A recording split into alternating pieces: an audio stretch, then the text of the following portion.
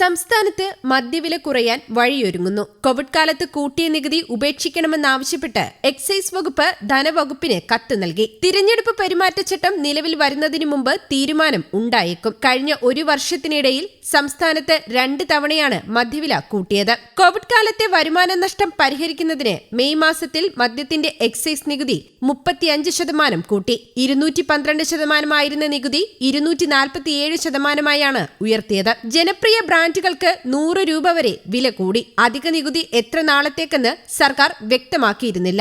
മദ്യനിർമ്മാണത്തിലുള്ള അസംസ്കൃത വസ്തുക്കളുടെ വിലവർധന കണക്കിലെടുത്ത് അടിസ്ഥാന നിരക്ക് കൂട്ടണമെന്ന് മദ്യകമ്പനികൾ ആവശ്യപ്പെട്ടു. തുടർന്ന് അടിസ്ഥാന നിരക്കിൽ 7% വർധന അനുവദിച്ച് സർക്കാർ ഉത്തരവായി. ഇതോടെ ഫെബ്രുവരി 1 മുതൽ മദ്യവില വീണ്ടും കൂടി. പ്രധാന ബ്രാൻഡുകൾക്ക് ഒരു വർഷത്തിനിടെ 150 മുതൽ 200 രൂപ വരെ വർധനവുണ്ടായി. ബാറുകളിൽ പാഴ്സൽ വിൽപ്പന ഒഴിവാക്കുകയും ചെയ്തു. മദ്യവില വർധന ബാറുകളിലെയും ബെക്കോ, കൺസ്യൂമർ ഫെഡ് ഔട്ട്ലെറ്റുകളിലെ വിൽപ്പനയും ബാധിക്കുന്ന സാഹചര്യത്തിലാണ് അധിക നികുതി വേണ്ടെന്ന് വെക്കാനുള്ള നീക്കം. തിരഞ്ഞെടുപ്പ് ആസന്നമായ സാഹചര്യത്തിൽ മദ്യവില കുറയ്ക്കുന്നത് ഗുണം ചെയ്യുമെന്നാണ് സർക്കാരിന്റെ വിലയിരുത്തൽ. അടുത്ത മന്ത്രിസഭാ യോഗത്തിൽ അധിക നികുതി കുറയ്ക്കുന്നതിൽ തീരുമാനം ഉണ്ടായേക്കും.